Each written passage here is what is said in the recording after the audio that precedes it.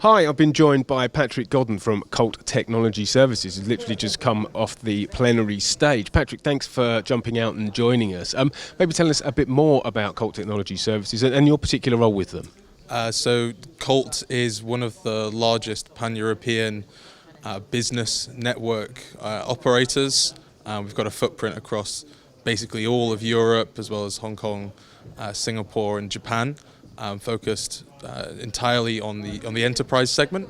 But as a business, what we're really trying to drive now is, I guess, the future of sustainable telecoms and, I guess, trustworthy business. Which is interesting because that's what the panel session was just on, was all about trust and trustworthy businesses. Why is that important in this particular sector? It's an interesting question because no one here is actually here to buy subsea cables for the sake of subsea cables. They're buying services on those cables to deliver something for an end user, whether that's Netflix, another video streaming site, or speaking to their relatives across the world.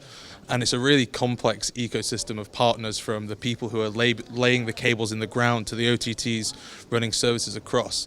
But what that creates is a value chain with so many different participants that are ultimately trying to deliver services to these consumers. So you have to be trusted almost across that entire value chain by all of the different participants. Otherwise, that consumer at home who's trying to speak to their granny in the States, they're not going to be able to, because a untrustworthy participant in that value chain, perhaps their service has gone down. So if we build on that just a little bit, what kind of things do you need to do to make sure you're seen as trustworthy? I think outwardly facing, you have to be seen to, for me anyway, as a young person, to have a purpose beyond just making money and selling services. So really doubling down on things like sustainability, CSR, and anything within the ESG space really sends an outwardly facing signal that you're a business that cares. And if you care for things outside of your direct customer base, then I think that sends a good signal that you care about your customers. I think another great example of this is customer service scores, perhaps things like NPS or NetEasy, which are validated by other bodies, which really give you the seal of approval that you're a business that can be trusted.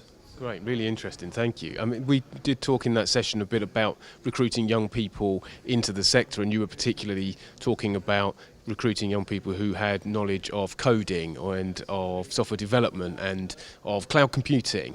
But it's difficult to compete against other sectors. How do we make this sector attractive to those kind of people? Yeah, I think we're in a difficult situation right now where telecoms in general is being disrupted and going through a digital transformation, which is driving the need for these new types of skills, particularly in software engineering and the like. And I think we have to work towards changing the perception of the industry as a whole. It needs a rebrand, not just in subsea, but across the whole of telecoms, because when these graduates are leaving university with their degrees and their certifications on AWS and whatnot, their first point of call is not telecoms. You know, they think of flashy systems integrators, they think of cloud computing companies, they think of SaaS providers. But to them, right now, we're just dumb pipes, which is not the way the industry has ever been or the way it's going. So presumably it's helpful to be at an event like this and to be able to try and get some of those points across. This is your second year here. Is it useful to help you get those messages out? Yes, I think so. And it's interesting being here for the second time because a lot of the discussion, I think, has changed. When I was here before, sustainability was a footnote. But now sustainability is one of the key talking points on the keynote this morning. And I can actually feel, just from being in the room around me and in the conference hall, that just in the space of 12 months, it's been a much more diverse event. And things like diversity and sustainability are very important to attracting that talent. And the more of us that are here, the more pressure we can put on, let's call them the industry veterans, to improve those two things as a way of drawing in new talent. Patrick, it's been fascinating to talk to you. Thank you very much for taking the time to talk to us, and enjoy the rest of your time here with us. Thanks, James.